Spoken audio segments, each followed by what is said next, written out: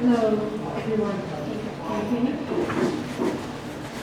Thanks very much for coming to our last event of the exhibition. Can you hear me? Yep.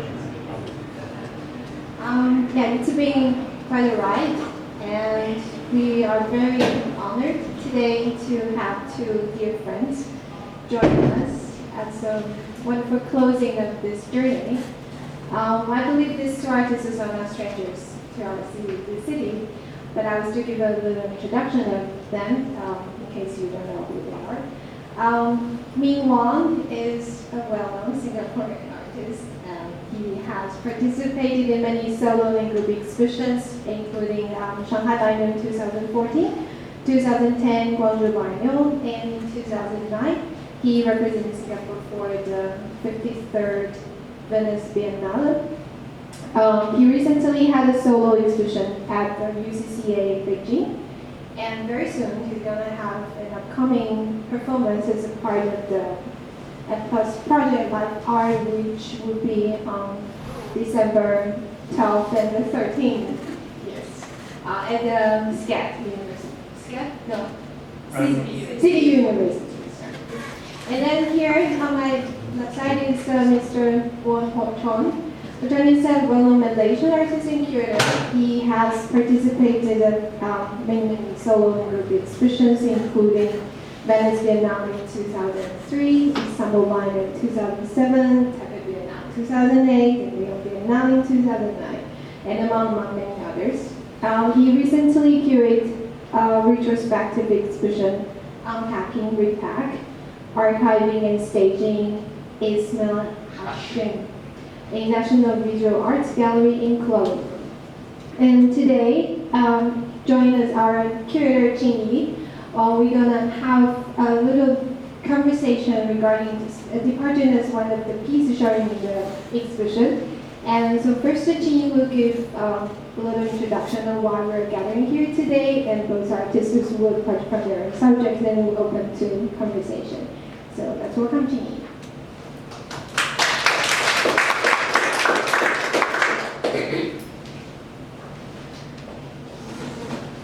Every now and then I kind of have to remind myself why we continuously still talk about race, language, or even religion in such a time.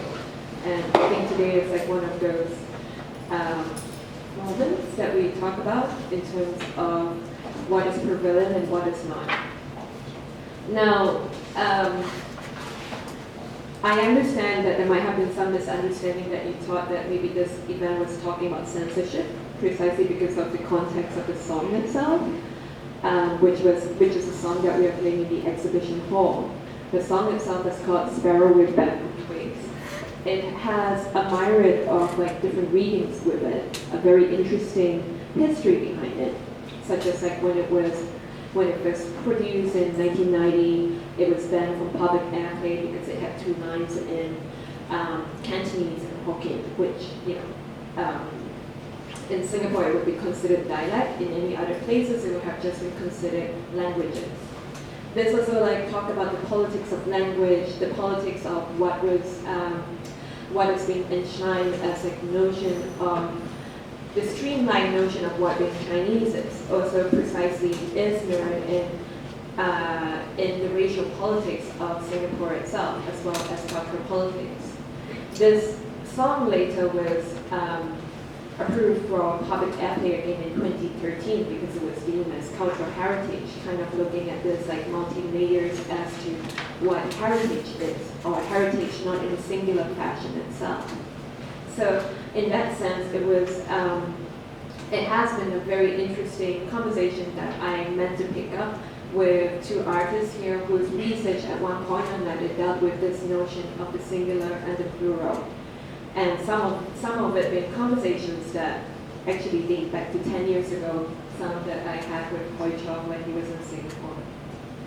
Now, I'm just basically going to start out here with a very brief introduction about the issues of race, and which is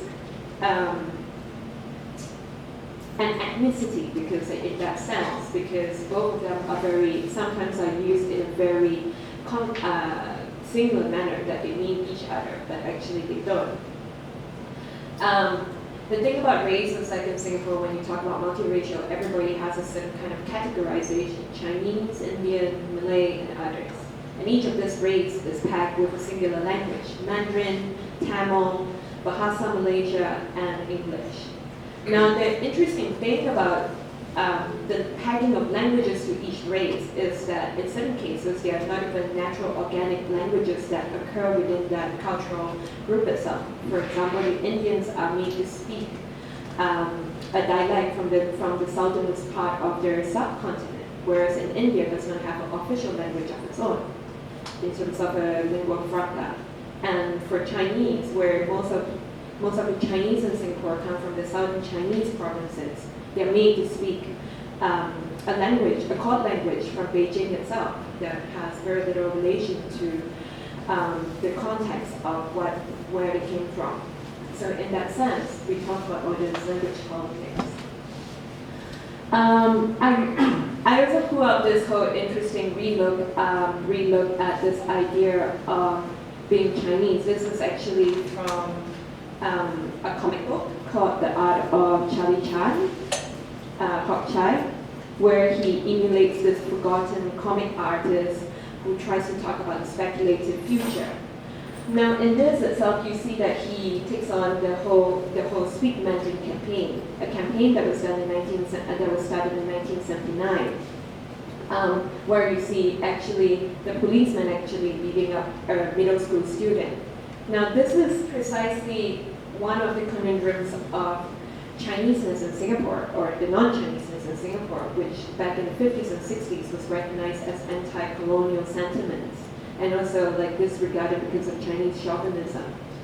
So then only brought back in the 2000s because of the notion of heritage.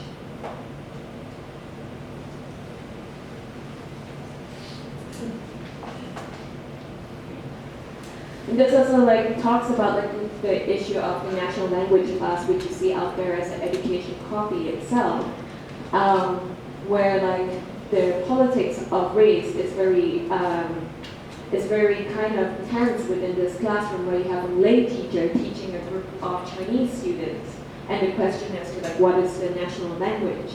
This is also referred to in one of their video clips in the exhibition, where they talk about the languages within the national language class, like what are the pluralities that exist within that.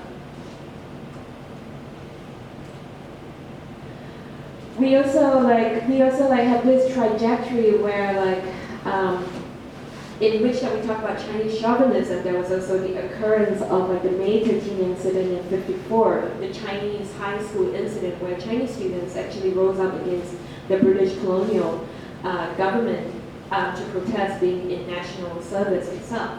So at that point of time, they didn't think that serving Singapore was actually their own country or their homeland, in which that you can talk the most direct link to the notion of diaspora in Singapore, but after that was pretty much broken.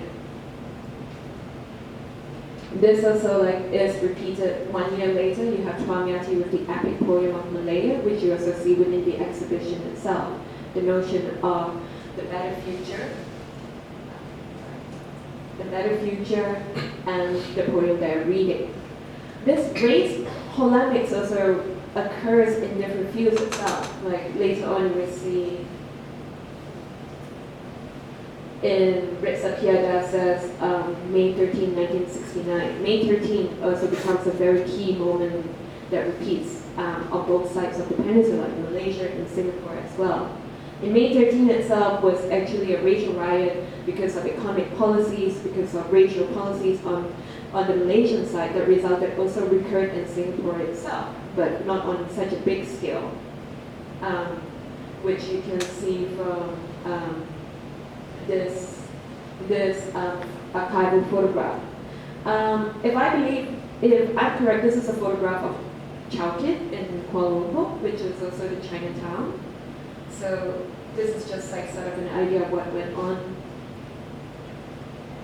A lot of when we talk about the communitarian politics, or the notion of race and religion, that are conflated together also become very arbitrary in that sense, because like things such as sound, such as music, become read as like tools of social disorder, or get displaced because for the notion of keeping things safe and sound. One of them being like in Taipusan, where one of the key Hindu festivals in Singapore, that there has been a new banning of drums and music during the procession because of social disorder, even though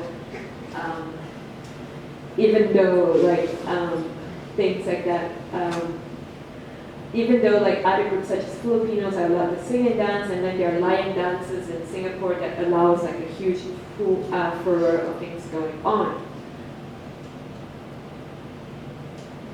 And even though it goes against the constitution itself, of like being able to celebrate religious festival, and all for the reason of public order itself.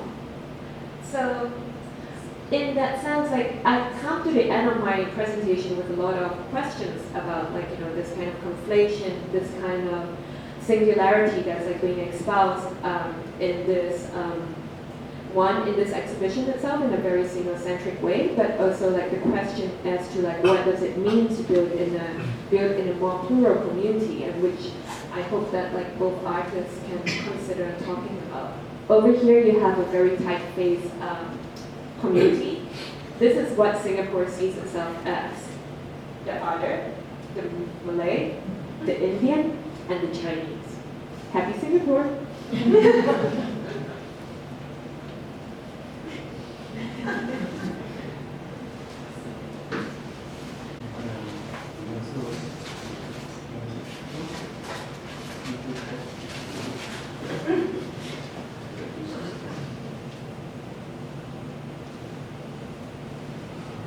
So now we're going to portrait.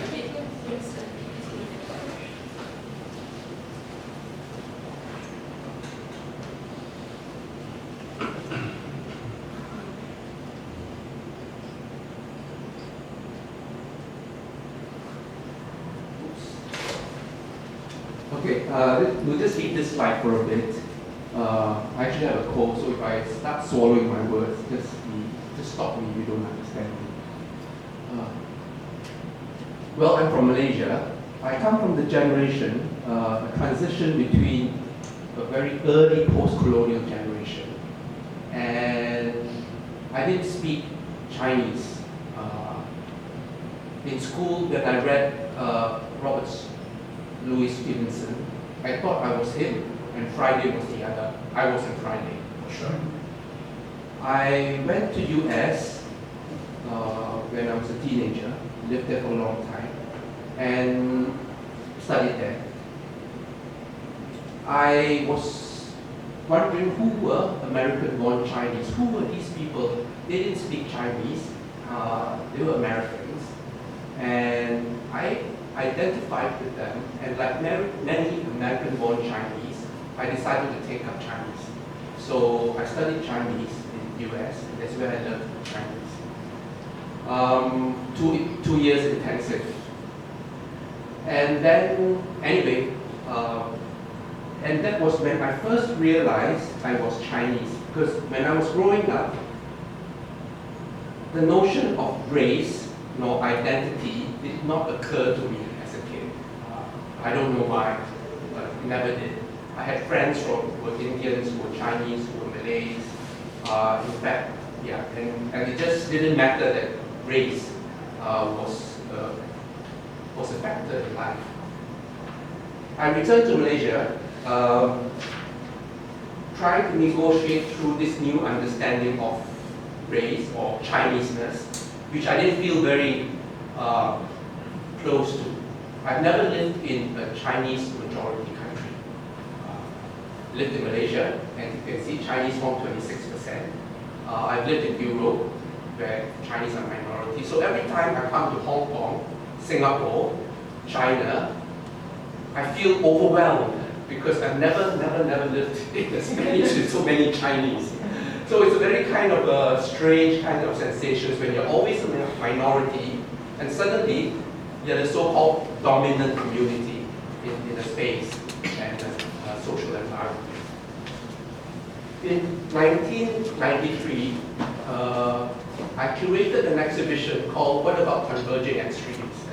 And among some of the artists, some of you might know them as Ray Laventa and Simran Gill.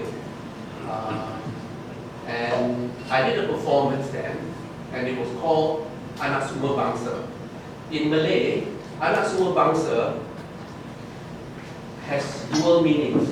Anak Semua, anak is child, Semua is all, or everything. Bangsa has dual meanings. One, as a nation, as a community. Second, as a race. So this performance called Child of All Nations, I structured it as a performance which was played like a political rally. There were flags, a table, and people dressed in uniforms with clipboards, with forms, and it was like a survey. And everybody was asked to fill in a survey. And the question was, if a Martian were to ask what your race is, how would you explain it in one sentence? And everybody wrote down. So people would write down, I am Chinese because I eat with chopsticks. I am Indian because I am Hindu. I am Malay because I am Muslim. So there were all these kind of strange kind of definitions of your own race by people. And then we collected all these forms, shuffled them, and then went back to the audience and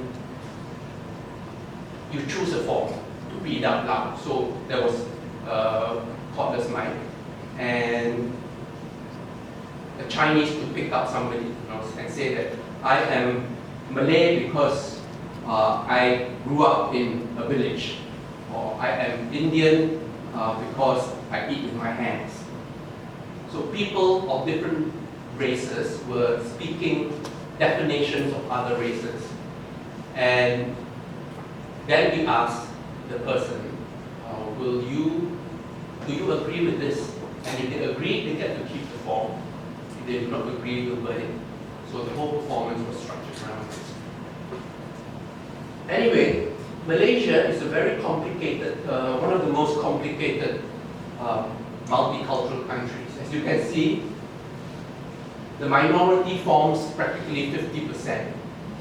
For most of you, I think, in fact, everybody here live in countries where your majority forms 80 to 90%. In Taiwan, in China, in Hong Kong, it's 95 plus percent of Chinese, or Han Chinese, even more specifically Han Chinese.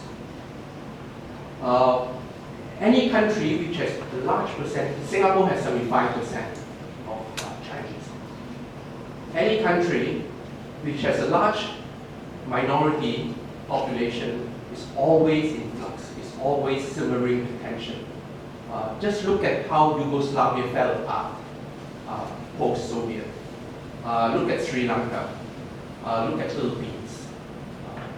It's the fact that Malaysia has held together, and for all these years with that kind of cultural mix, is a very worthy thing. I mean, I'm not praising the Malaysian government here, I'm really screwed up, but I'm just saying that it's really not easy to hold together a country with this kind of mix. Anywhere else there will be riots all the time. I mean, just look at what happened in LA back in the 90s. So, race has always been very problematic to me because I never identified with one race. First of all, I am 5th generation Chinese in Malaysia. So like an American-born Chinese, I have no connections with China. In fact, my brother has been doing the Jenny family tree. I mean, everybody's doing it nowadays. And then recently, last week, we got an email from someone who added on, who is now my niece. She was doing her family tree, and then she found the connection. And she found my great-grandfather's connection because, anyway, and I realized that my lineage goes back to not only Malaysia, but Penang in 1864. So I have no idea what happens before. Like they must have come from China, but our generation. So now I realize I'm not only fifth, I'm sixth generation. So that kind of lack of connection with the Chineseness or Chinese community is a very strong part of me. Next slide. Another work which I did also in the late 90s explored the notion of race, the authenticity or the lack of authenticity of race. And like race, like plants are diasporic. And I was very interested in ethnobotany at that point. So I looked at two different kinds of plants. First of all, okay, let me just backtrack a bit. If you are interested in botany and you read Cornelius Linnaeus, Linnaeus is a Swedish botanist in the 18th century. And he was the first one to denote race. And his notion of race applied to both plants and humans. And the human race would consist of Asians. And he would give sort of colors, color definitions of race, as well as characters, so like phlegmatic. Certain people are sad, So he had Asians, he had I can't remember, Europeans, Caucasians, and then Africans, and then Indians. And he said they are red because they paint themselves red. So that's how the word red Indians come from. And then there were the monsters. And these were like the mythical creatures. So race, and in plants you also have races, and you also have species. And as you know, when a plant naturalizes, it means the plant has adapted to the environment. And when a human or a citizen naturalizes, or a person naturalizes, it means he becomes a citizen of a country. So anyway, this work takes a group of people I know. So this one is a Malaysian Muslim male of Melanau, is an indigenous group, Muslim, and a Chinese Buddhist descent. So his father was Melanau Muslim and his mother was Chinese Buddhist. And I cast through his face and I put two plant skins on him. The first one is an indigenous skin, and the second one is a non-indigenous skin. And they were displayed in retreats, one indigenous skin, one non-indigenous skin. This work attempts to look at the slipperiness of race. I mean, how do we define race? I mean, the more we try to think of race, the more problematic it becomes. Then people talk, now we talk of finding your racial DNA. I mean, it is scientifically interesting, important perhaps, but think of the ramifications, what could happen. I mean, we suddenly discover certain people lack certain genes. That's why they are, for example, that's why they are gypsy, they are Roma, and therefore perhaps they should be segregated because they don't have that particular gene. So this is another one. Again, it shows this particular person, a Malaysian Catholic female of Italian, Japanese, and Chinese descent. Her father, her grandfather, was en route to Australia during the First World War. I think after the First World War, met the Japanese woman, stopped over in Kuala Lumpur, and post First World War, there were a lot of Japanese people in Malaysia.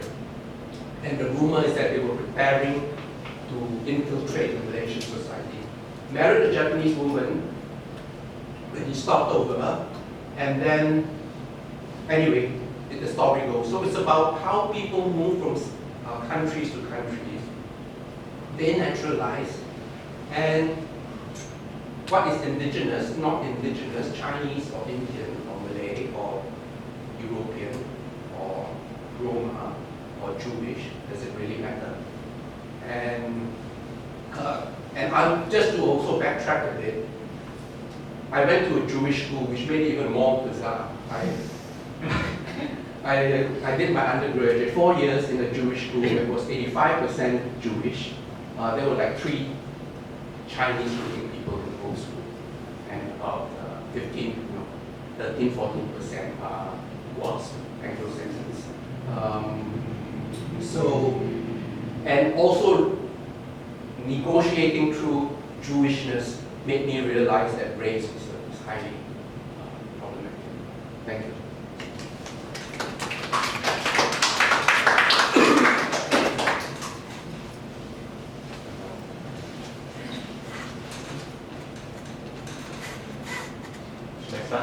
Yes, please. Okay, so hi everybody, thanks for having me here. This whole week I've been in a kind of retrospective mood because I just arrived from Singapore.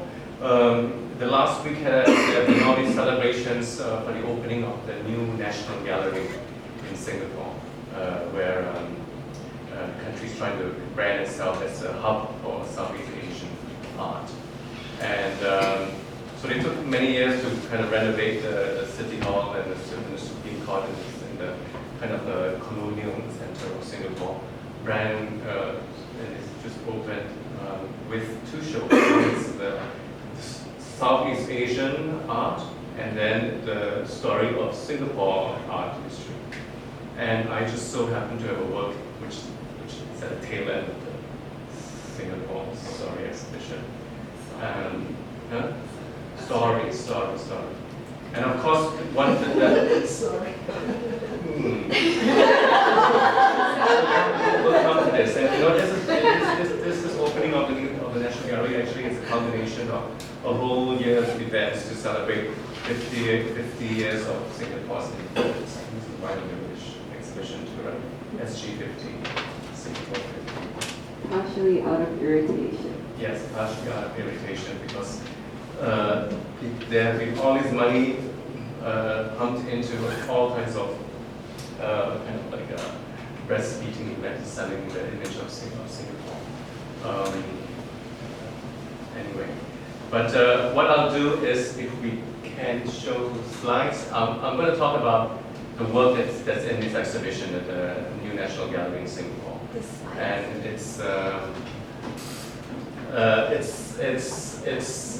going to relate to the research that I have done a while ago on the history of Singapore cinema. And that's also connected to Hong Kong, because one of the biggest players at the time, of course, was the Shaw Brothers. And then there was Cathay Studios, the two biggest rival film companies. And they both had bases in Hong Kong as well as in Singapore. So let's start with it. So this is the facade of a typical cinema in what was then Malaya. It's actually in Malacca. But it's owned by probably Shaw Brothers, I'm not sure. But it's sorry, go back to the slide. It's the Federal Cinema, which is I guess named after the federal states of Malaya. Yeah, but the facade would have the signage in the 4 official languages. So you'll see, you can open it, go back to the top. First. Mix them all up now. Oh my god. Yeah, into the bottom. But it's 4 official languages in Singapore. So you'll see Federal Cinema in English on the far left. You'll see Okay, just hold a moment, okay? Sorry. Federal in Jawi, which used to be the kind of the script for Malay, that's fallen out of use. You have Chinese, Lianba, and then you have Tamil. Yeah, and this was kind of one of the big single-screen cinemas, which kind of is antiquated now in the age of the multiplex. But my mom actually, so I'm from Singapore, born and grew up in Singapore. My mom is Malaysian. She came down to Singapore to work like many of her peers and met my father in Singapore and settled there. But you know, she would go to a single screen cinema in Malaya and she would watch, because it was a single screen cinema, you just watch whatever's on the screen. It could be